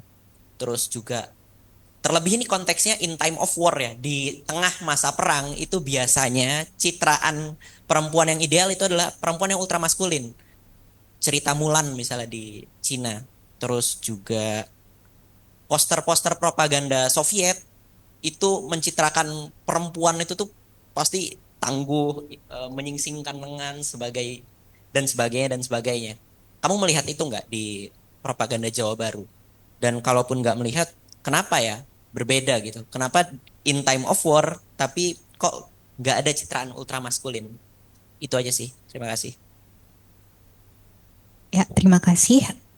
Pertanyaan terakhir, tadi ada 4 yang tunjuk tangan. Siapa ya tadi ya? Oh ini, silakan. Oke, selamat siang. Perkenalkan saya Alfian, dari sini-sini aja. Mau tanya kepada Mas Abed pertama, menyambung dengan pertanyaan Pak Alex dan Mas Damar soal kalau saya baca bukunya Putih karya Ayu Saraswati itu kan digambarkan di situ bahwasanya Jepang juga membawa semangat bahwasanya orang Jepang itu yang paling dikdaya lah. Dan di pemaparan Mas Abed itu kayaknya nggak ada kayak gambar perempuan Jepang gitu, malah yang ada kebaya dan lain sebagainya. Padahal kalau kalau di penelitiannya Ayu Saraswati itu dia ada semacam transisi kecantikan gitu dari yang awalnya itu pengen jadi kulit putih sekarang jadi pengen kuning langsat gitulah kalau di masa pendudukan Jepang. Jadi apakah ada yang semacam itu apa semacam menjustifikasi bahwasanya Jepang itu yang paling super power dan lain sebagainya dalam konteks kecantikan dan keperempuanan gitu. Terus ke Mas Walid, pertanyaan soal Bu Marida, saya tertarik dengan apa karya yang hitam putih tadi yang itu saya jadi teringat soal Kate Kollwitz itu dia dia bikin satu portofolio atau apa itu yang berisi beberapa karya itu dia temanya perang dan itu semuanya soal ibu gitu karena dia punya pengalaman depresi anaknya meninggal gitu. Nah, apakah Bu Marida juga punya hal semacam itu yang personal banget lah kalau bisa dibilang. Mungkin itu aja sih. Terima kasih. Baik, terima kasih untuk seluruh penanya. Mau siapa dulu? Silakan.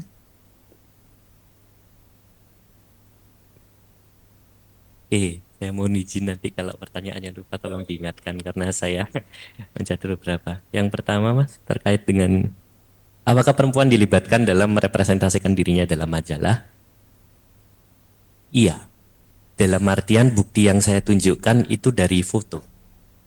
Jadi karena kita fokusnya ke seni cetak grafis ini, yang foto kita sedikit kan ya, bukti fotografi. Tetapi kalau kita lihat dari majalah Jawa Baru, mulai dari cover sampai beberapa dan lain sebagainya, perempuan itu selalu dilibatkan dalam bentuk fotografi. Jadi bagaimana itu disetting, tapi memang dalam tanda kutip pelibatannya itu masih sebagai objek. Jadi mereka terkait dengan suara mereka di dalam masa pendudukan Jepang, saya rasa itu memang sangat minim ya. Mungkin terlepas dari organisasi Bujinkai itu pun dibentuknya agak belakangan dalam masa pendudukan dan Bujinkai dan lain sebagainya itu. Dan pertanyaannya kemudian itu apakah perempuan dilibatkan? Iya, tetapi pertanyaannya yang saya juga kurang lebih bisa menjawab terlalu mendalam apakah itu representasi yang diatur? Saya rasa kemungkinan besar iya, karena kita tidak bisa tahu proyek penggambarannya di belakang itu terkait dengan setting foto dan lain sebagainya. Tetapi memang kalau kita melihat kesan yang timbul dari foto-foto krusial itu kesannya memang menggambarkan Ibu Nippon itu tadi. Jadi sosok perempuan yang ideal mulai dari setting, angle, pencahayaan dan lain sebagainya, ciri fisik dan lain sebagainya itu sudah sangat sangat seperti model gitu istilahnya. Walaupun modelnya adalah model yang ada di masyarakat. Jadi bukan model yang eksklusif seperti yang kita pahami sekarang gitu. Dan untuk identifikasi ilustrasi dibuat dengan teknik apa?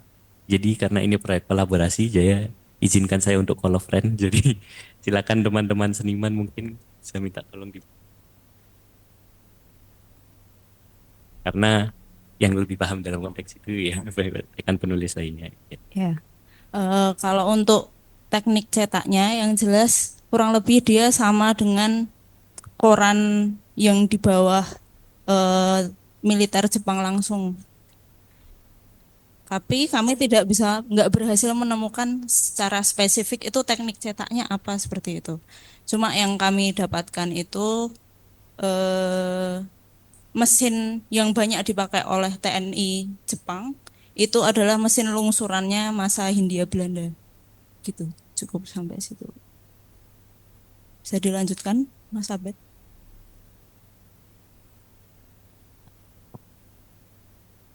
Berikutnya saya lanjut terkait dengan proses visualisasi, Pak. Terkait dengan proses visualisasi, terkait proses kalau kita berbicara proses dalam konteks keberlanjutan dari Hindia Belanda ke Jepang, jawabannya lebih ke ada perubahan yang cukup signifikan. Memang seperti Bapak sebutkan tadi kan ada istilahnya perubahan dari eksotifikasi ke emansipasi. Itu keywords yang saya bisa sebutkan sih. Eksotifikasi dalam artian sebagai sesuatu yang lian, sesuatu yang dari kacamatanya itu sangat antropologis, sangat kolonial dalam artian kolonial barat sekali, kurang lebih seperti perempuan digambarkan dalam konteks bagaimana mereka bukan cuman sebagai bagaimana perempuan harusnya bertindak, tetapi bagaimana perempuan seharusnya bertindak sebagai daya tarik atau sebagai objek yang digunakan untuk menggaungkan pariwisata, digunakan untuk menggaungkan potensi kekayaan mereka. Sementara kalau dari zaman Jepang itu semua berubah dalam artian potensi kekayaan yang merupakan keunikan budaya itu diganti menjadi potensi kekayaan yang merupakan tenaga. Jadi fokus mereka itu memang dari proses itu, visualisasi yang digerakkan itu memang lebih ke arah bagaimana itu dimanfaatkan sebagaimana zeitgeist, sebagaimana kondisi zamannya pada saat itu tadi. Dan visualisasi pasca pendudukan Jepang itu seakan kembali kepada peran-peran dalam tanda kutip tradisional itu tadi. Jadi pasca waktu kita melihat kalau misalnya poster-poster propaganda pada saat perang kemerdekaan itu semuanya kan terkesan maskulin dan lain sebagainya. Sementara perempuan di dalam baris belakang itu tiba-tiba sejenis type dalam konteks visualisasi. Walaupun itu bukan berarti mereka tidak ada atau tidak hadir. Tetapi yang dikedepankan itu adalah maskulinitas itu tadi yang digaungkan, kurang lebih seperti itu, Pak. Dan terkait dengan dalam konteks menganggap itu sebagai emansipasi, yang semu dalam konteks kasusnya Jepang, iya. Karena itu adalah bagaimana kita melihat konsep emansipasi itu dalam konteks fenomena itu tadi. Sementara kalau kita menganggap dalam konteks konsep, itu ya berarti kita melihatnya dari perspektif sekarang kan, lebih seperti itu Pak. Terkait dengan bagaimana emansipasi yang kita pahami dan kita alami ataupun berdasarkan observasi, pengalaman, bukti-bukti empiris kita itu diterapkan dalam konteks masa lalu. Jadi tergantung bagaimana kita positioning dengan perspektifnya seperti itu kurang lebih. Terkait itu kemudian masalah tadi mungkin juga berkaitan dengan pertanyaan pertama itu terkait dengan ilustratornya siapa. Kita menemukan, saya boleh minta izin share screen di Zoom ya. Terkait dengan presentasi itu, ini artikel. Oh ya, sebentar. Karena memang beberapa itu ada tanda tangan artisnya. Mohon ditunggu sebentar. Semoga bisa terlihat ini.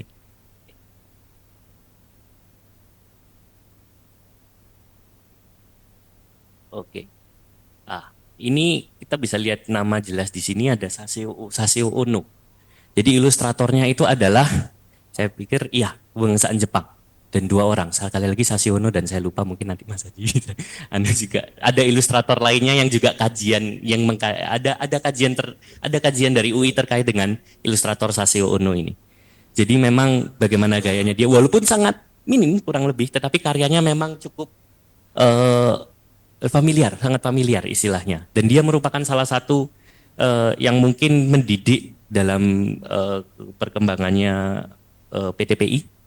Dan dia tentunya juga lebih pasti saya anggap pasti berkontribusi dalam gaya seni Indonesia awal-awal kurang lebih seperti itu ya. Kalau kita mau membangun konsep gaya. Begitu. Ada. Yang orang Indonesia itu ada juga itu Maskar namanya. Tanda tangannya juga ada juga itu. Maskar, MASKAR.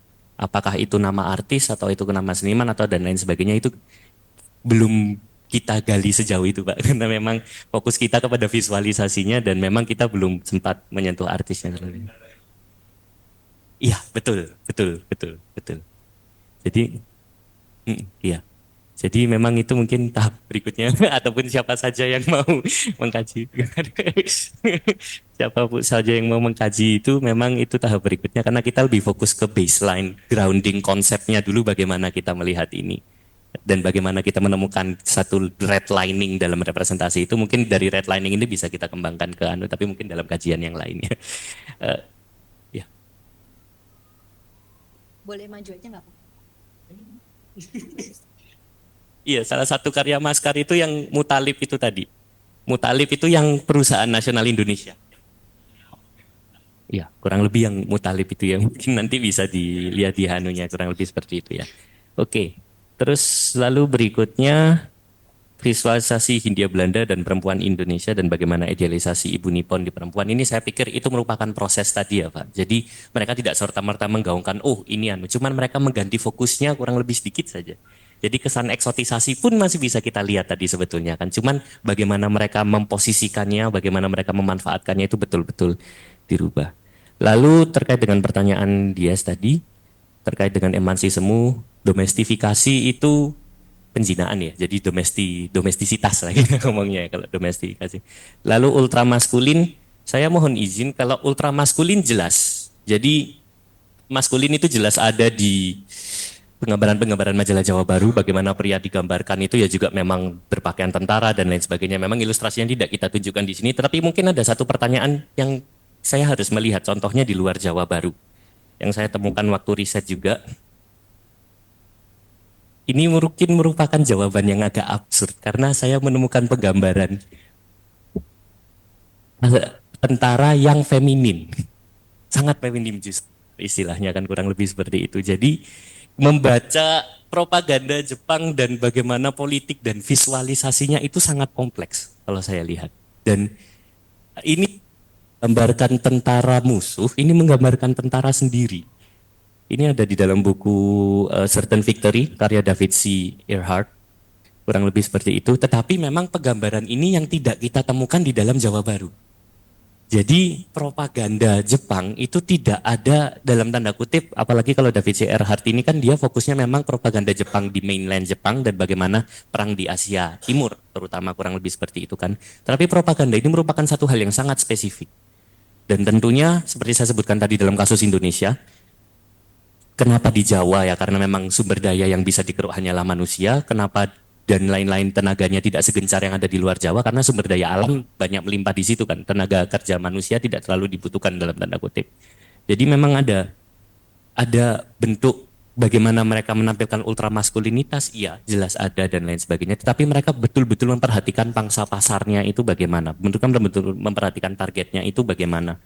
Kurang lebih seperti itu. Lalu terkait dengan pandangan Ayu Saraswati tadi tentang Jepang yang membawa semangat kedikdayaan dan gambar perempuan Jepang itu ada juga. Tetapi uniknya adalah gambar perempuan Jepang ini hanya, saya izin share screen lagi, hanya kita temukan sekali dalam 3 tahun majalah Jawa Baru itu terbit, dan itu dalam konteksnya itu iklan. Sebentar. Ini dalam bedak Jepang. Jadi kesannya modern, penampilannya jelas berbeda dengan apa yang selama ini menjadi blueprintnya majalah Jawa Baru dan lain sebagainya. Dan ini terbitnya 44, jadi menjelang akhir kurang lebih. Dan di bagaimana untuk menjawab pertanyaannya kenapa kok penggambaran wanita Jepang sendiri absen, saya kembali lagi ke hipotesis awal itu tadi, spesifikasi propaganda dan target audiens mereka. Mereka merasa majalahnya Jawa Baru, jelas berarti kan target audiens mereka adalah orang-orang Jawa dalam tanda kutip seperti itu kan. Jadi representasi keabsolutan itu mungkin lebih untuk menggerakkan massa itu tadi, semakin melegitimasi asumsi bahwa kurang lebih Jawa Baru itu dan propaganda yang kita analisis itu adalah propaganda untuk menggerakkan massa dengan Ibu Nippon itu sebagai fasad, sebagai muka utama dalam upaya propaganda secara garis besar itu. Dan di sini terkait dengan eksotifikasi perempuan Nippon sendiri mungkin dipandang sebagai sesuatu yang tidak terjangkau atau dipandang sebagai sesuatu yang kurang sesuai dengan target pasar itu kurang lebih. Dan sekali lagi kan kalau kita utaralah kita menggaungkan banyaknya penggambaran perempuan yang modern dan Jepang seperti itu, maka pesan mobilisasinya kurang masuk istilahnya kan. Yang ada kan kesan mereka di rumah tangga terus jadi domestisitasnya yang semakin menambah. Itu kan yang pemerintah Jepang sebetulnya agak sedikit ambigu antara tarik ulur di situ. Kurang lebih seperti itu. Saya rasa cukup pertanyaannya terjawab. Silakan.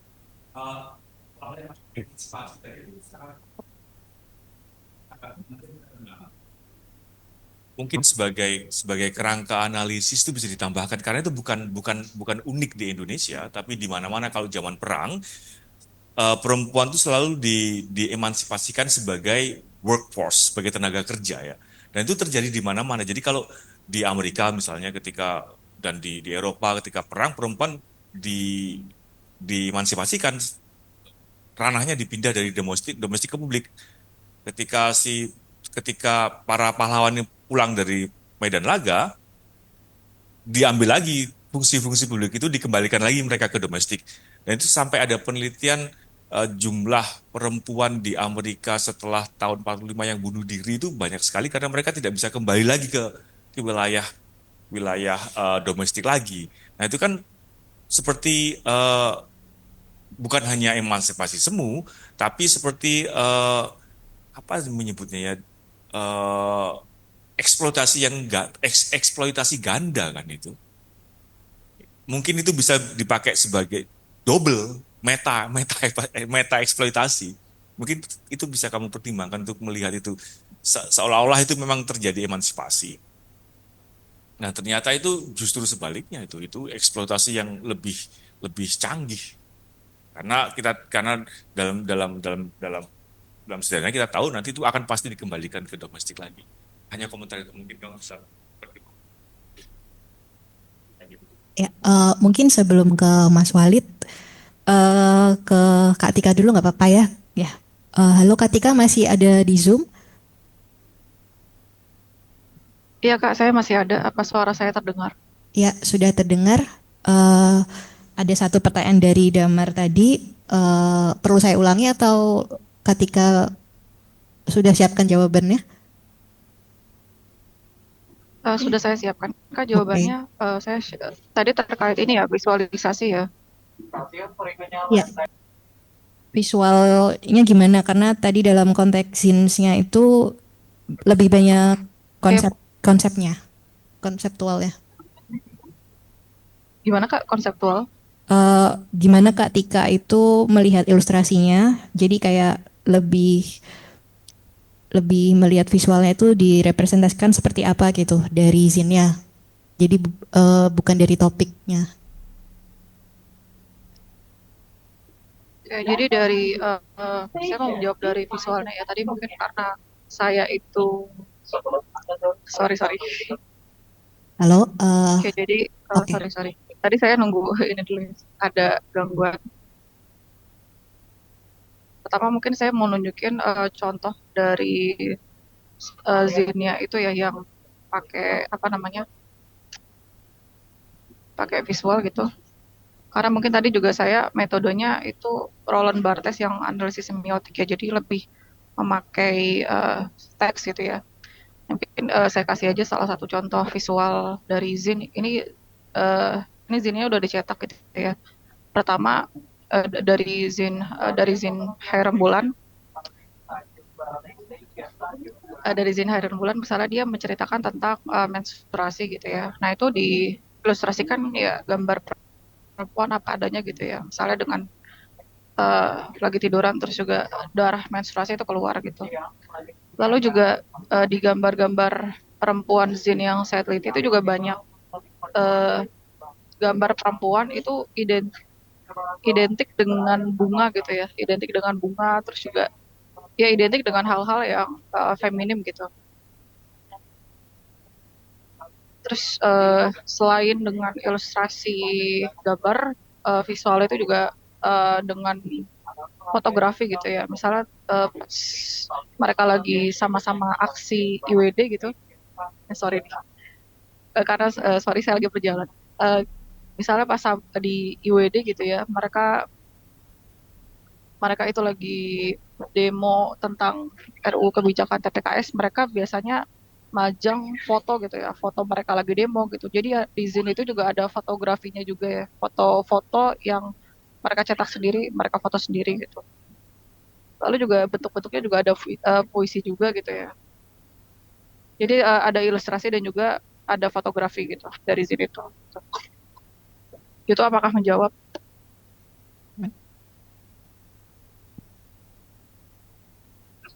Iya, lebih ke tekstualnya. Oke Kak, Tika, terima kasih atas jawabannya. Mungkin karena sedang berhalangan untuk mengikuti sampai akhir, jika Kak Tika ingin berpamitan sama audiensnya juga dipersilakan. Halo? Ya, nggak masalah sih kalau misalnya ada pertanyaan lagi. Kalau tidak ada pertanyaan lagi, saya izin pamit undur diri. Mohon maaf atas ketidaknyamanan teman-teman semua dan panitia. Ya, baik, terima kasih. Jadi mungkin nanti teman-teman jika masih ada pertanyaan ketika tetap bisa dicatatkan. Nanti mungkin jawabannya menyusul, tapi sampai acara hari ini bisa bertanya ke Kak Walid atau Kak Abed lagi. Oke, terima kasih Kak Tika. Kita lanjut ke Mas Walid gitu. Silakan. Ya, untuk pertanyaan Mas Alex ya, tentang dari mana Marida mendapatkan inspirasi dalam berkarya, khususnya karya instalasi gitu ya. Ini asumsi saya ya, karena kalau yang saya baca di sini dari buku yang di sini juga saya ikut ngurusin gitu. Jadi Marida itu melakukan pameran tunggal seni grafis dan juga instalasi grafis konteksnya itu pertama kali di tahun 94. Jadi asumsi saya di tahun 94 itu kan di mana 93 94 itu pertama kalinya pameran besar Biennale Jakarta dengan pendekatan instalasi yang kuratornya Jim Spangkat di Galeri Cipta gitu. Nah, jadi asumsi saya mungkin Marida di tahun berikutnya dia berpikir sepertinya bisa nih gitu, grafis, karya cetak grafis ini bisa dibawa lebih jauh gitu dengan pendekatan eksploratif gitu. Dan juga pembacaan saya juga karena Marida itu ya dengan lingkungan pergaulannya yang dia sering bergaul dengan teman-teman teater gitu, pertunjukan, dan juga beberapa kali yang saya ngobrol dengan pihak keluarga bahwa Marida dan juga Mbak Yani Mariani sebagai pematung sering diskusi dengan Marida gitu mengenai bagaimana kalau Marida mau bikin karya patung itu pasti konsultasinya sama Mbak Yani gitu. Nah itu menurut saya sih itu bagian dari inspirasi Marida ya, beberapa ininya gitu, kayak mungkin Biennale Jakarta menjadi Biennale Jakarta yang tahun 93 94 itu menjadi ininya dia gitu, inspirasi awalnya mungkin gitu. Kenapa akhirnya dia memberanikan diri melakukan pameran tunggal dengan pendekatan instalasi gitu di tahun 94-nya. Terus dia juga di tahun 2001 juga dia melakukan pameran tunggal instalasinya juga gitu. Dan di tahun berikutnya memang banyak karya-karya yang memang pendekatannya lebih konvensional gitu, ada screen printing, ada etsa gitu. Kalaupun dia nggak banyak membuat karya cukil gitu, karena mungkin ketertarikan dia terhadap karya cetak grafis, screen printing yang memang lebih ini ya, lebih dia kuasai secara teknikal gitu. Karena di rumahnya sih yang saya lihat itu memang peralatan yang dia punya ya peralatan cetak saring dan juga peralatan mesin press yang memang dia beli langsung dari Belanda untuk mencetak karya-karya cetak dalam gitu. Di rumah yang dia baca, nah saya kalau bacaan bukunya itu saya belum pernah lihat langsung karena rumahnya itu di daerah Tapos di Bogor. Nah, kebetulan saya itu hanya mendata karya-karya Marida yang ada di pihak keluarganya di daerah Andara dan juga Kemang. Dan itu fase setelah Maridanya sudah meninggal sebenarnya gitu. Jadi karya-karya yang ada di Tapos, semua barang-barangnya semua dipindahkan ke Andara dan juga Kemang gitu. Dan itu nggak ada baca buku sih, nggak ada buku bacaan yang saya dapat kecuali eh, foto-foto yang biasa dia jadikan sebagai objek karya gitu. Memang dia bikin album gitu. Terus juga klise-klisenya dia gitu, ataupun mungkin karya-karya patung-patung kecilnya dia itu masih ada gitu. Dan juga karya instalasi yang piramid itu tuh masih ada di rumahnya gitu. Itu sih yang saya sampai saat ini saya urusi gitu karyanya. Sejauh ini sih gitu Mas. Nah, untuk pertanyaan yang berikutnya dari Mas siapa lupa saya Mas Alfian ya. Apakah Marida memiliki pengalaman pribadi yang kurang lebih sama dengan Katekolwitz gitu ya? Ya Marida tuh belum nikah sampai akhir hayatnya dia belum nikah gitu. Dia hidup sendiri tapi mungkin dari karya-karya yang saya lihat dan juga dengar dari kakaknya Marida, memang